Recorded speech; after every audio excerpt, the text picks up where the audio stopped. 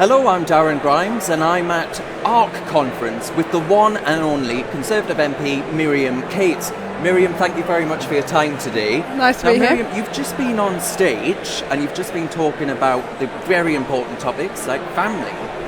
What is it about ARC that has given you a platform to actually talk about these issues that you might not get a hearing from elsewhere? So ARC, which stands for the Alliance of Responsible Citizenship, is a gathering of world leaders, thinkers from across the Western world, and mostly the Anglosphere, but with a few Europeans thrown in, to talk about the state of our Western society and what we can do to reverse the decline. So I think a lot of us, well, I'm a lot older than you, but a lot of us my age and older still think about the West as the pinnacle of civilization, if you like, what everybody would want to be like. And yet what we're seeing now, and what young people particularly are experiencing, is something altogether different. And in my speech, I talked about how we have an emerging generation who doesn't have hope that they will experience the same freedom, prosperity and happiness that my generation and older generations have experienced. And that's a real problem if the young generation don't have hope in our society. So really we've come together to think about what the decline is like, what it looks like. So I talked about the breakdown of family, the breakdown of communities, the breakdown of a sense of duty to our nation, those kind of ideas. And then over the next 2 days, we're going to be looking at what can we be doing to rebuild our social fabric, to rebuild the foundations of the West. Now, the New Conservatives, of which you're a prominent member, with Danny Kruger, who is also at the ARC conference, you talk about these themes and are in my view, in alignment with something like ARC and the aims and values of the conference. How do you think the Conservative Party itself should reflect on the themes that are being discussed here? Well, that's a great question. I think that the thing about being a Conservative is a belief that we do want to conserve things from our past, from our heritage. That's not to say that everything in the past was good. That's not to say that there aren't things that should change, should evolve, that we shouldn't take advantage of new ideas. But fundamentally, the principles that we've built our society on, that have given us, in the past at least, freedom, prosperity and happiness, are valuable, and that we should be conserving them. And sometimes as Conservatives, I think we're too tempted only to talk about economics. And of course economics is important, but at the root of good economics are sound families and sound communities and social trust and an ordered society. And I spoke in my speech about how we fail to prosecute what we could think of as petty crimes like shoplifting.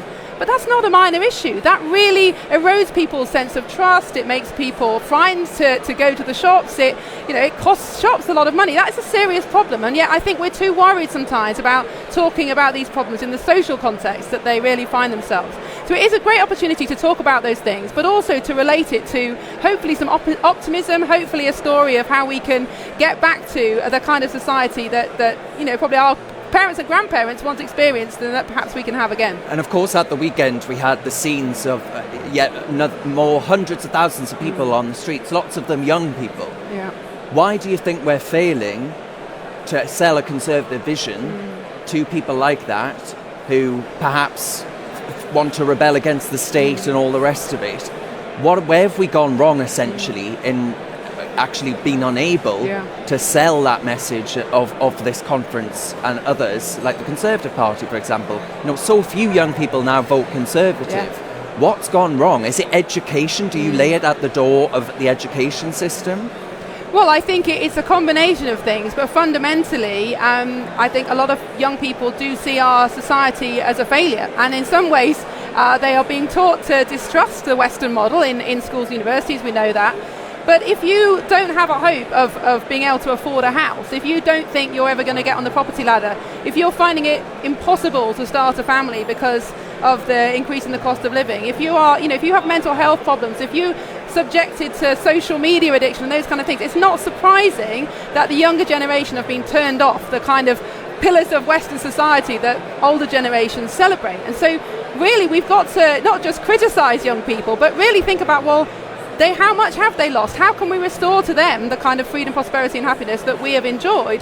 And I think that the answer is to rebuild the social fabric, to rebuild strong families and strong communities, that sense of connection between families, communities and nations, that we're all part of the same story, we all share a heritage, we all share a common purpose. That's something that's incredibly important. It's not tangible, you can't put a price on it, but it's what creates trust and hope in the future and what young people desperately need. Now, The conference itself, it has the word responsible in the very name. Do you worry that actually the state is becoming too big to a point where actually we aren't allowing people to be responsible, autonomous actors? Are we actually denying people of their agency in certain respects? I could think of a whole host of things where even with children today, you're expected to the school to check their dental records and things like that, get their eyes tested and everything.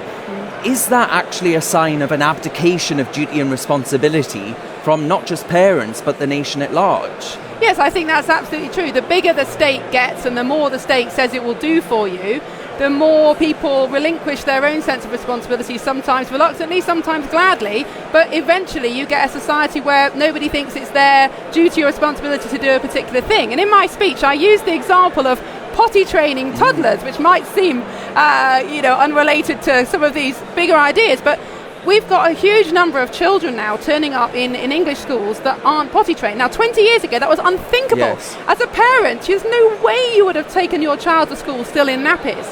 And there are a number of reasons why it's happened. I mean, 90% of reception teachers now say they have at least one child in their class who's not toilet trained. I think why it's happened? Well, one reason is that particularly mothers, but parents are expected to work out of the home when a child's very young. That makes it harder to potty train your child. A lot of parents have become completely, they've lost their confidence because we're telling them, well, you need to put your child in daycare, they're the professionals. But also amongst some parents, there's a sense of, well, that's the school's responsibility. You potty train my child. But then that's absolutely symptomatic of this idea that these things that are absolutely the responsibility of parents have become the state's job. But I think, we can't just blame the state. As communities and neighbourhoods have broken down, the state has stepped in to take the slack, but of course that has come with its own problems. And we're seeing that there's been a fall in birth rates. That's going to be a real problem demographically. Do you actually think we should get rid of the policy of putting a limit on 2 children for child benefit, for example? Absolutely. I mean, I completely oppose that policy. I think it's absurd to say that if you have a third child, you don't qualify for benefits. And I think we've got to shift our thinking, because there's a lot of people, and sadly people who would call themselves conservatives as well, that seem to think that having children is a luxury. You should only do it if you can afford it. But actually, having children is a very important service to society. It is literally the future of society, and bringing up children well is probably the best contribution you can make to the society. Now, of course, we need to make clear that depending on benefits is not a model that we want to promote. But I certainly think the state, the taxpayer, should support families in general who are doing an incredible job. We need them to do an incredible job, because otherwise we don't have a future, do we?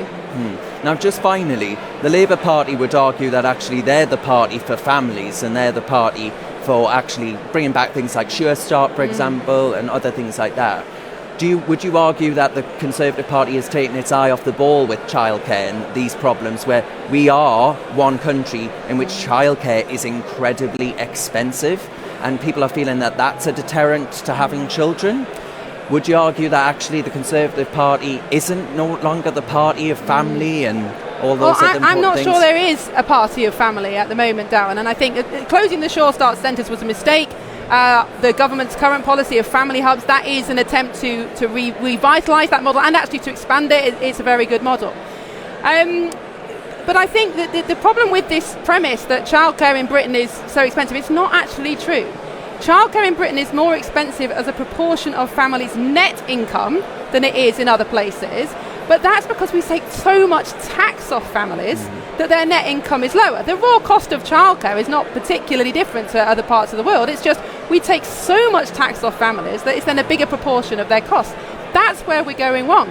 Why are we taxing families far more harshly than many other Western countries?